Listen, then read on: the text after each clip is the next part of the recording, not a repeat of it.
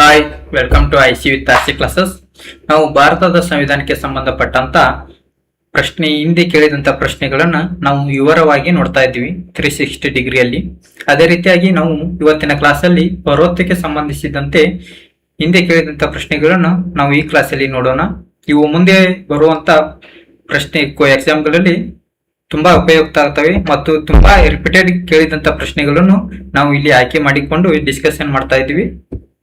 Okay, ಮೊದಲನೇ ಪ್ರಶ್ನೆ, ಭಾರತದ ಸಂವಿಧಾನದಲ್ಲಿ ಪರ್ವತಕ್ಕೆ ಸಂಬಂಧಿಸಿದ ವಿಧಿಗಳು ಯಾವುವು ಅಂತ ಕೇಳಿದಾನೆ. ನೋಡಿ, ಇದು ಕೆಪಿಎಸ್ಸಿ ಎಫ್ಡಿಎ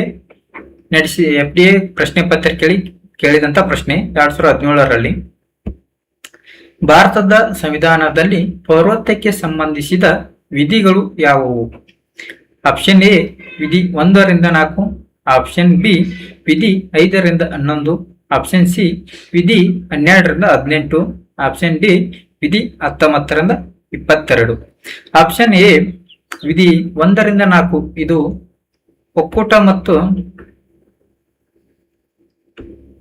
ಒಕ್ಕೂಟ ಮತ್ತು ಅದರ ಭೂಪ್ರದೇಶಕ್ಕೆ ಸಂಬಂಧಿಸಿದೆ 1ರಿಂದ 4 ವಿಧಿಗಳು.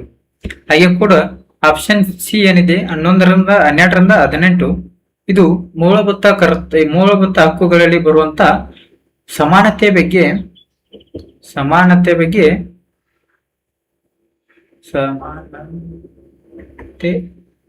ಸಮಾನತೆಗೆ ಸಂಬಂಧಿಸಿದ ವಿವರವಾಗಿ ಇದು 12ರಿಂದ 18 ವಿಧಿಗಳು ಹೇಳುತ್ತವೆ. ಅದೇ ರೀತಿ ಆಪ್ಷನ್ ಡಿ ವಿಧಿ 19ರಿಂದ 22 ಇದು ಸ್ವತಂತ್ರ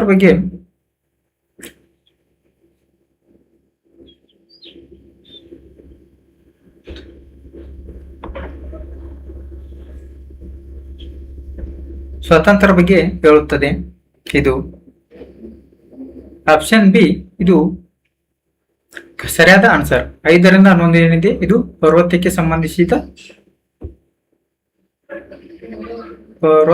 ಸಂಬಂಧಿಸಿದಂತೆ ಇದು ವಿವರವಾಗಿ ಹೇಳುತ್ತದೆ. ಆಪ್ಷನ್ ಬಿ ಇದು ಕರೆಕ್ಟ್ ಆದ ಆನ್ಸರ್. ಓಕೆ,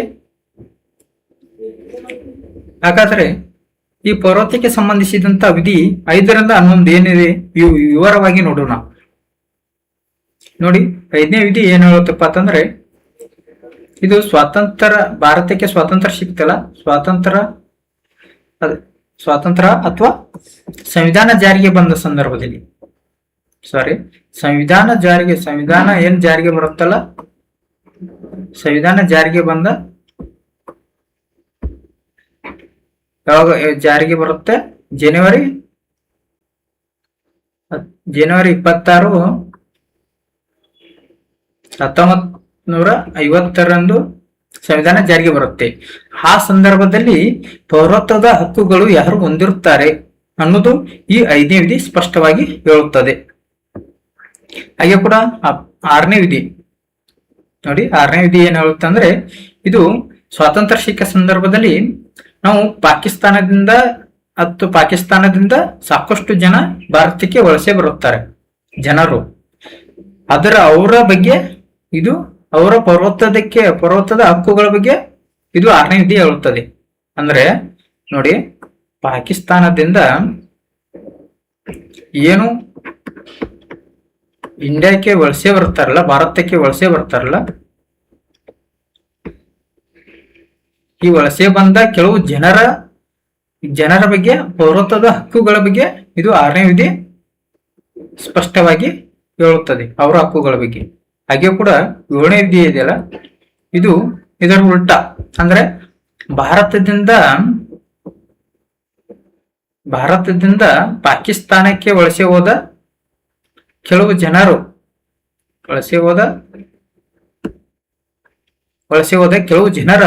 ಅವರ ಪರ್ವತಕ್ಕೆ ಯಾವ ರೀತಿ ಹಕ್ಕುಗಳನ್ನು ಹೊಂದಿರುತ್ತಾರೆ ಅಥವಾ ಯಾವುದೋ ಪರ್ವತವನ್ನು ಕಳೆದುಕೊಳ್ಳುತ್ತಾರೆ, ಅದರ ಬಗ್ಗೆ ಇದು 7ನೇ ವಿಧಿ ಸ್ಪಷ್ಟವಾಗಿ ಹೇಳುತ್ತದೆ.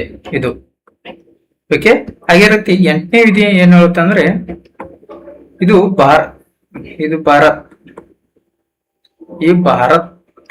ಭಾರತದ ಹೊರಗೆ ಭಾರತ ಬಿಟ್ಟು ಹೊರಗೆ ಯಾರು ನೆಲೆಸಿರುತ್ತಾರಲ್ಲ, ಭಾರತೀಯರ ಮೂಲದ ವ್ಯಕ್ತಿಗಳು, ಅವರ ಬಗ್ಗೆ ಅವರು ಭಾರತೀಯ ಮೂಲದ ವ್ಯಕ್ತಿಗಳಾಗಿರ್ಬೇಕು.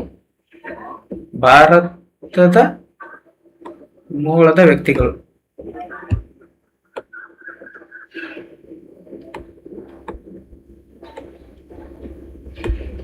ಭಾರತದ ಮೂಲದ ವ್ಯಕ್ತಿಗಳು ಭಾರತ ಬಿಟ್ಟು ಬೇರೆ ದೇಶದಲ್ಲಿ ಯಾರು ನೆಲೆಸಿರುತ್ತಾರಲ್ಲ, ಅವರು ಭಾರತದ ಹಕ್ಕುಗಳ ಯಾವ ರೀತಿ ಹೊಂದಿರುತ್ತಾರೆ ಮತ್ತು ಯಾವ ರೀತಿ ಕಳೆದುಕೊಳ್ಳುತ್ತಾರೆ ಅನ್ನೋದು ಇದು 8ನೇ ವಿಧಿ ಸ್ಪಷ್ಟವಾಗಿ ಅವರಿಗೆ ಸಂಬಂಧಿಸಿದೆ. ಯಾರು ಭಾರತ ಬಿಟ್ಟು ಹೊರಗೆ ನೆಲೆಸಿರೋದಂತ ಭಾರತದ ಮೂಲದ ವ್ಯಕ್ತಿಗಳಿಗೆ ಸಂಬಂಧಿಸಿದೆ. ಓಕೆ, ಅದೇ ರೀತಿ 9ನೇ ವಿಧಿ ಏನು ಹೇಳುತ್ತಂದ್ರೆ, ಇದು ಸ್ವ ಇಚ್ಛೆಯಿಂದ ಭಾರತದ ಬೇರೆ ದೇಶದ ಪೌರತ್ವವನ್ನು ಪಡೆದವರು ಭಾರತದ ಪೌರತ್ವವನ್ನು ಕಳೆದುಕೊಳ್ಳುತ್ತಾರೆ ಅಥವಾ ಪೌರರು ಎಂದು ಪರಿಗಣಿಸುವುದಿಲ್ಲ. ಅಂದ್ರೆ ಸ್ವ ಇಚ್ಛೆಯಿಂದ ಸ್ವ ಇಚ್ಛೆಯಿಂದ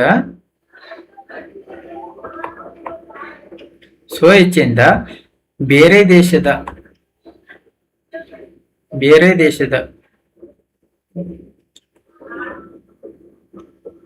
ದೇಶದ ಪೌರತ್ವವನ್ನು ಪಡೆದರೆ ಅವರು ಭಾರತದ ಪೌರರೆಂದು ಪರಿಗಣಿಸುವುದಿಲ್ಲ ಅಂತ 9ನೇ ವಿಧಿ ಹೇಳುತ್ತದೆ. ಅದೇ ರೀತಿ 11ನೇ ವಿಧಿ ಏನು ಹೇಳುತ್ತಂದ್ರೆ, ಇದು ನೋಡಿ 11ನೇ ವಿಧಿ, ಈ ಪೌರತ್ವಕ್ಕೆ ಸಂಬಂಧಿಸಿದಂತೆ ಕಾನೂನು ಮತ್ತು ಶಾಸನವನ್ನು ಅಥವಾ ಇದನ್ನ ತಿದ್ದುಪಡಿ ಮಾಡುವುದು ಮತ್ತು ಇದನ್ನ ವಿಸ್ತರಿಸುವುದು ಎಲ್ಲವನ್ನು ಸಂವಿಧಾನ ಸಂಸತ್ತಿಗೆ ಅಧಿಕಾರವನ್ನು ನೀಡಿದೆ.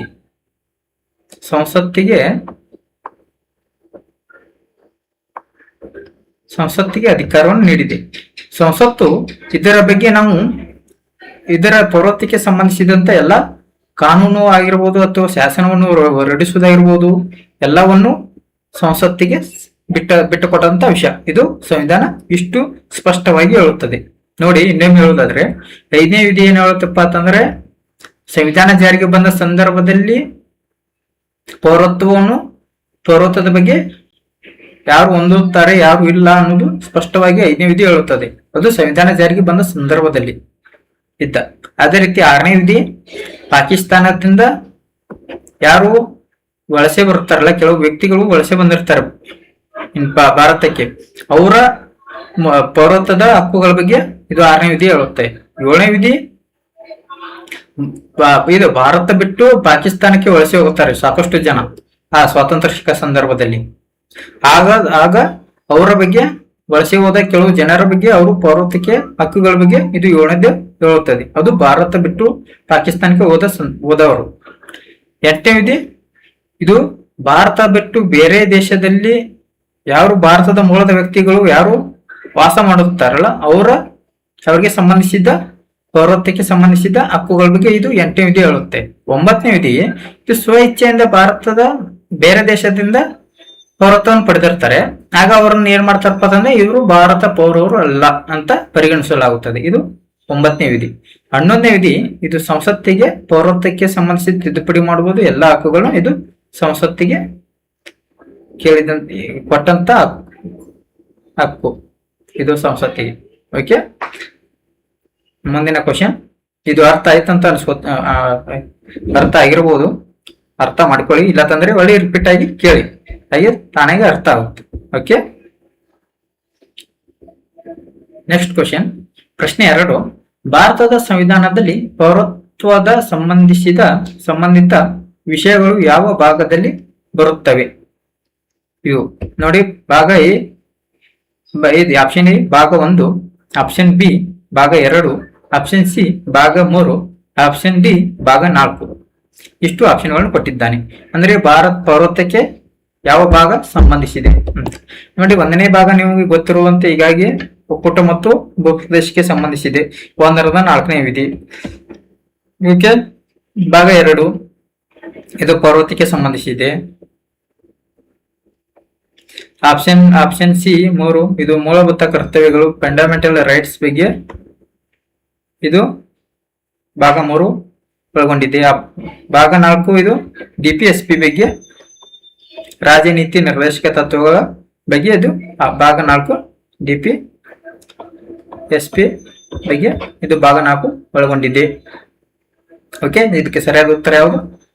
ಆಪ್ಷನ್ ಬಿ, ಪೌರತ್ವ. ಓಕೆ, ಅದೇ ರೀತಿ ಪ್ರಶ್ನೆ 3, ಭಾರತದಲ್ಲಿ ಸಿಂಗಲ್ ಸಿಟಿಜನ್ಶಿಪ್ ತತ್ವವನ್ನು ಯಾವ ದೇಶದಿಂದ ನಾವು ಎರವಲು ಪಡೆದಿದ್ದೇವೆ ಅಂತ ಆಪ್ಷನ್ ಪ್ರಶ್ನೆ 3 ಆಗಿದೆ. ಇದು ನೋಡಿ KE PSI 2019ರಲ್ಲಿ ಕೇಳಿದಂತ ಪ್ರಶ್ನೆ ಇದು. ಆಪ್ಷನ್ ಎ ಅಮೆರಿಕಾದಿಂದ, ಆಪ್ಷನ್ ಬಿ ಬ್ರಿಟನ್ನಿಂದ, ಆಪ್ಷನ್ ಸಿ ಕೆನಡಾದಿಂದ, ಆಪ್ಷನ್ ಡಿ ಆಸ್ಟ್ರೇಲಿಯಾದಿಂದ. ಇಷ್ಟು ಆಪ್ಷನ್ಗಳನ್ನು ಕೊಟ್ಟಿದ್ದಾನೆ. ಇದನ್ನು ಸಿಂಗಲ್ ಸಿಟಿಜನ್ಶಿಪ್ ಅನ್ನು ನಾವು ಬ್ರಿಟನ್ ಸಂವಿಧಾನದಿಂದ ನಾವು ಎರವಲು ಪಡೆಯುತ್ತೇವೆ.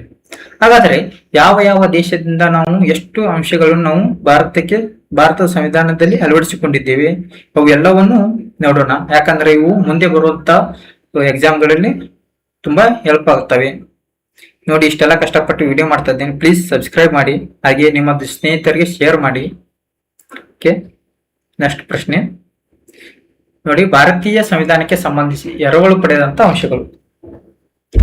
ನೋಡಿ, ಬ್ರಿಟಿಷ್ ಸಂವಿಧಾನದಿಂದ ಮೊದಲನೇದಾಗಿ ಬ್ರಿಟಿಷ್ ಸಂವಿಧಾನ ಅಥವಾ ಬ್ರಿಟನ್ ಸಂವಿಧಾನ ಇದರಿಂದ ಎರವಲು ಪಡೆದಂತ ಅಂಶಗಳು ಯಾವಪ್ಪ ಅಂತಂದ್ರೆ, ಆಪ್ಷನ್ ಎ ಸಂಸದೀಯ ಸರ್ಕಾರದ ಪದ್ಧತಿ. ಸಂಸದೀಯ ಸರ್ಕಾರ ಪದ್ಧತಿಯನ್ನು ನಾವು ಪಡೆದಿದ್ದೇವೆ. ದ್ವಿಸದನ ಶಾಸಕಾಂಗ ಪದ್ಧತಿ ಮತ್ತು ಸಚಿವ ಸಂಪುಟ ಸಭೆ, ಸಂಸದೀಯ ಸೌಲಭ್ಯಗಳು, ಕಾನೂನಿನ ಅಧಿಪತ್ಯ, ಶಾಸನೀಯ ನಿಯಮಗಳು, ಏಕಪೌರತ್ವ, ವಿವೇಚನಾ ಅಧಿಕಾರದ ಸಿದ್ಧಾಂತ. ಇವನ್ನೆಲ್ಲ ಅಂಶಗಳನ್ನು ನಾವು ಬ್ರಿಟಿಷ್ ಸಂವಿಧಾನದಿಂದ ಎರವಲು ಪಡೆದಿದ್ದೇವೆ. ಹಾಗೆ ಕೂಡ ಆಸ್ಟ್ರೇಲಿಯಾದಿಂದನೂ ಕೂಡ ನಾವು ಸಾಕಷ್ಟು ಅಂಶಗಳನ್ನು ಪಡೆದಿದ್ದೇವೆ. ನೋಡಿ, ಆಸ್ಟ್ರೇಲಿಯಾದಿಂದ ನಾವು ಸಮವರ್ತಿ ಪಟ್ಟಿ ಆಗಿರ್ಬೋದು, ಸಂಸತ್ತಿನ ಜಂಟಿ ಅಧಿವೇಶನ ಆಗಿರ್ಬೋದು, ದೇಶದೊಳಗೆ ವ್ಯಾಪಾರ ಮತ್ತು ವಾಣಿಜ್ಯ ಸ್ವಾತಂತ್ರ್ಯದ ಬಗ್ಗೆ ಆಗಿರ್ಬೋದು, ಇವೆಲ್ಲವನ್ನು ನಾವು ಆಸ್ಟ್ರೇಲಿಯಾ ಸಂವಿಧಾನದಿಂದ ಎರವಲು ಪಡೆದಿದ್ದೇವೆ.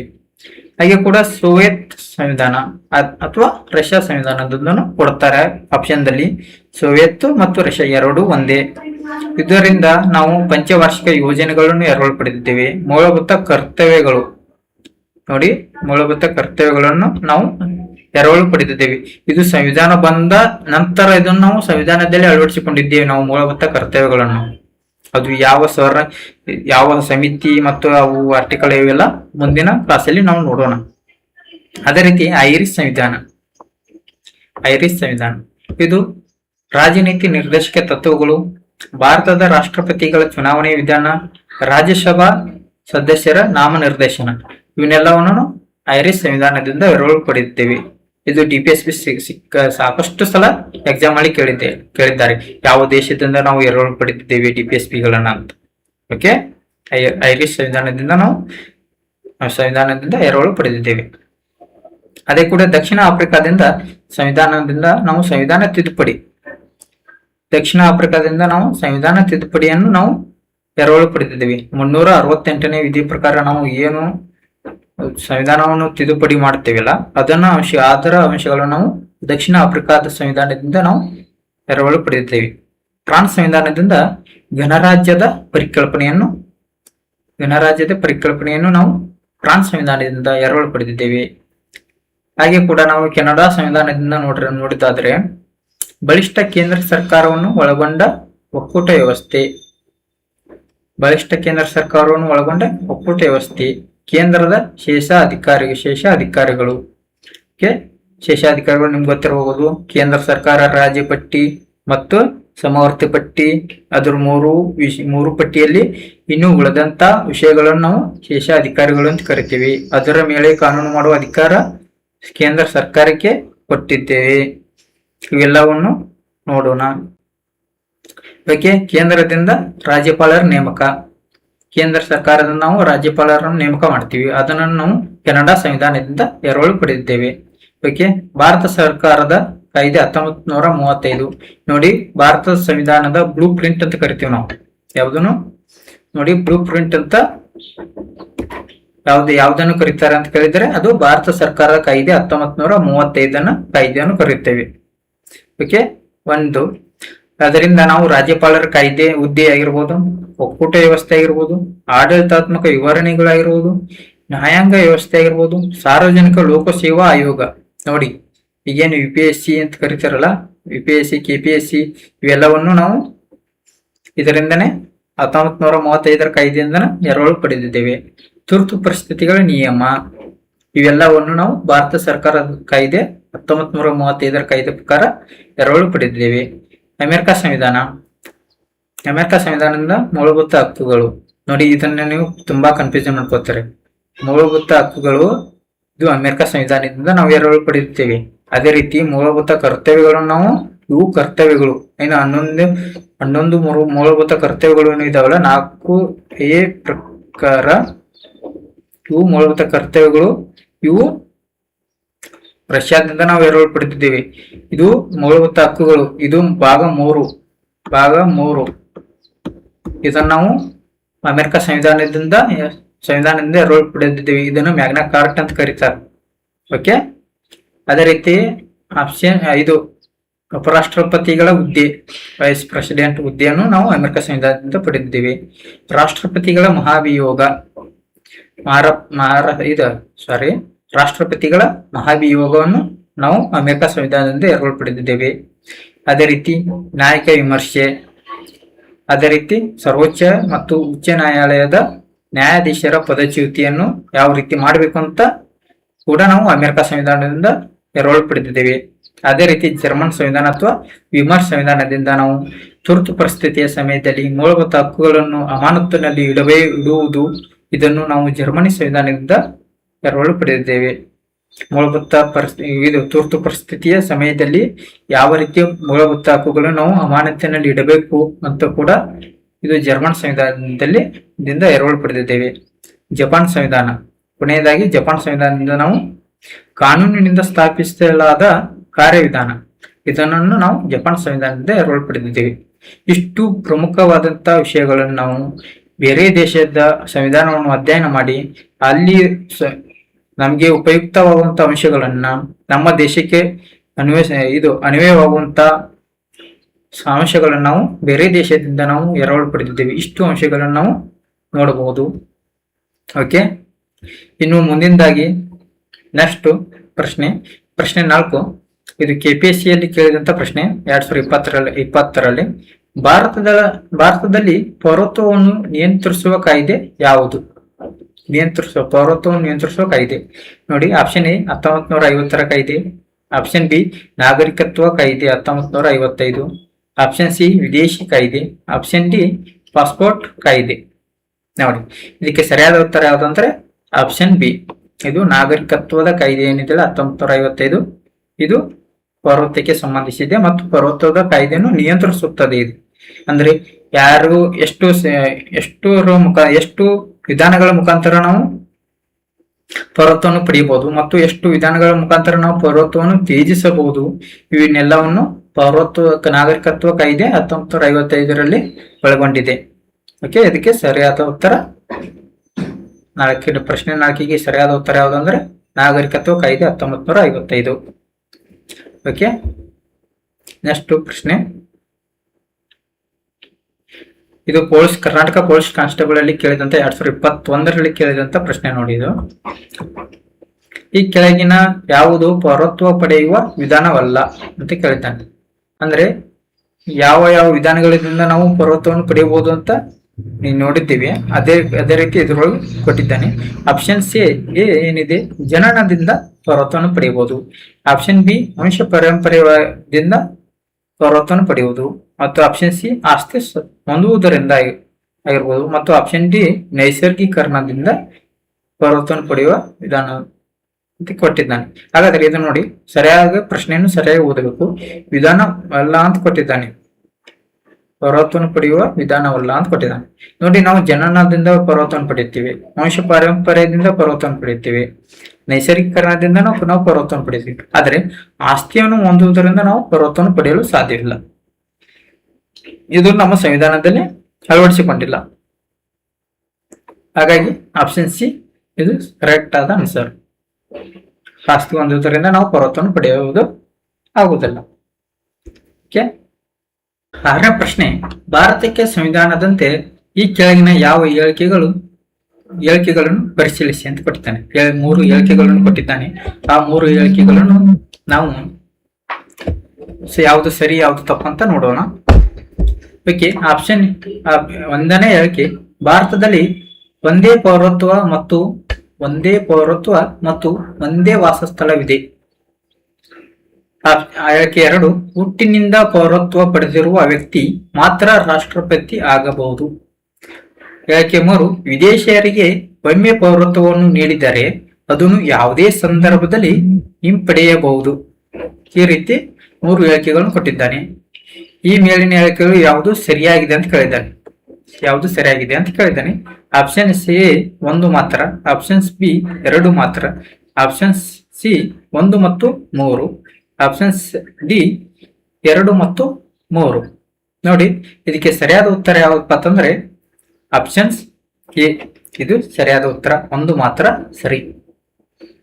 ನೋಡಿ, ಭಾರತದ ಒಂದೇ ಪೌರತ್ವವನ್ನು ಹೊಂದಿದೆ. ಸಿಂಗಲ್ ಸಿಟಿಜನ್, ನಮ್ದು ಸಿಂಗಲ್ ಸಿಟಿಜನ್ಶಿಪ್ ಅನ್ನು ಹೊಂದಿದೆ ಮತ್ತು ಒಂದೇ ವಾಸಸ್ಥಳವಿದೆ ಅಂತ ಇದು ಕರೆಕ್ಟ್ ಆದ ಆನ್ಸರ್. ಆದ್ರೆ ಹುಟ್ಟಿನಿಂದ ಪೌರತ್ವ ಪಡೆದಿರುವ ವ್ಯಕ್ತಿ ಮಾತ್ರ ರಾಷ್ಟ್ರಪತಿ ಆಗುವುದು, ಇದು ತಪ್ಪು. ನೋಡಿ, ವಿದೇಶಿಯರಿಗೆ ಒಮ್ಮೆ ಪೌರತ್ವವನ್ನು ನೀಡಿದರೆ ಅದನ್ನು ಯಾವುದೇ ಸಂದರ್ಭದಲ್ಲಿ ಇದೆಯಲ್ಲ, ಇದು ಕೊಡಬಾರ್ದಾಯಿತು, ಅದ್ರಲ್ಲಿ ಕೊಟ್ಟಿದ್ದಾನೆ. ಹಾಗಾಗಿ ಇದು ತಪ್ಪು. ಎಲ್ಲಾ ಸಂದರ್ಭದಲ್ಲಿ ನಾವು ಹಿಂಪಡೆಯಲು ಸಾಧ್ಯವಿಲ್ಲ. ಓಕೆ, ಇದಕ್ಕೆ ಕರೆಕ್ಟ್ ಆದ ಆನ್ಸರ್ ಯಾವ್ದಪ್ಪ ಅಂತಂದ್ರೆ ಆಪ್ಷನ್ಸ್ ಎ, 1 ಮಾತ್ರ ಸರಿ. ಹೀಗೆ ನೆಕ್ಸ್ಟ್ ಪ್ರಶ್ನೆ, ಈ ಕೆಳಗಿನವುಗಳಲ್ಲಿ ಯಾವುದು ಭಾರತದ ಪ್ರಜೆಯಾಗಲು ಅಥವಾ ಪೌರನಾಗಲು ಇರುವ ವಿಧಾನ ಅಲ್ಲ? ಇದು ರಿಪೀಟ್ ಆಗಿದೆ. ನೋಡಿ, PC 2019ರಲ್ಲಿ ರಿಪೀಟ್ ಆಗಿದೆ ಇದು.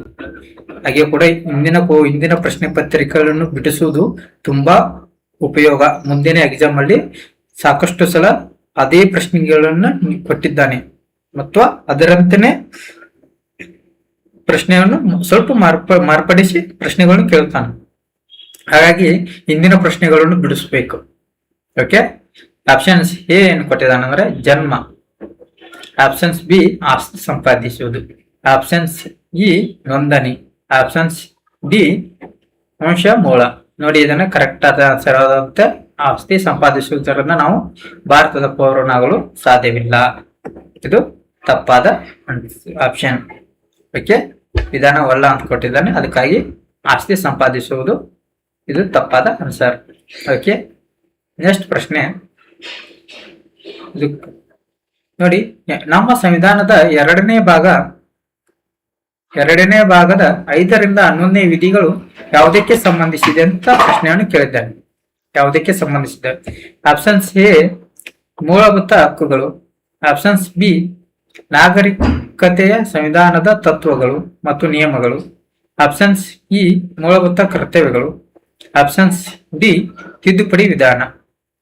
ನೋಡಿ, ಮೂಲಭೂತ ಹಕ್ಕುಗಳು ಭಾಗ 3,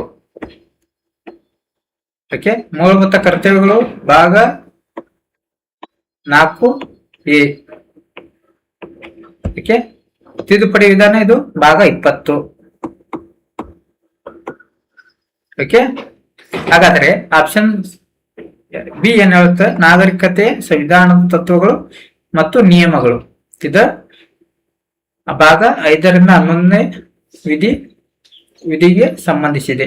ಓಕೆ, ಅಂದ್ರೆ ಪೌರತ್ವಕ್ಕೆ ಸಂಬಂಧಿಸಿದೆ ಅಂತ ಹೇಳಬಹುದು. ಇದಕ್ಕೆ ಕರೆಕ್ಟ್ ಆದ ಆನ್ಸರ್ ಆಪ್ಷನ್ಸ್ ಬಿ. ಓಕೆ, ಹಾಗಾದ್ರೆ ಮುಂದಿನ ಪ್ರಶ್ನೆ, 9ನೇ ಪ್ರಶ್ನೆ. ಈ ಕೆಳಗಿನ ಹೇಳಿಕೆಗಳನ್ನು ಪರಿಶೀಲಿಸಿ. 2 ಹೇಳಿಕೆಗಳನ್ನು ಕೊಟ್ಟಿದ್ದಾನೆ.